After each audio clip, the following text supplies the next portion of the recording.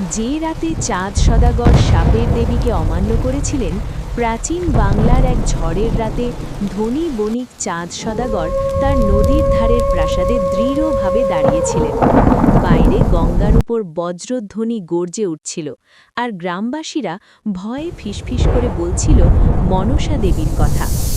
মনসা দেবী পূজা দাবি করেছিলেন, কিন্তু চাঁদ সদাগর অস্বীকার করলেন। তিনি আকাশের দিকে হাত তুলে বললেন, আমি কেবল শিবেরই পূজা করি। হঠাৎ বিদ্যুৎ চমকে আকাশ ফেটে গেল।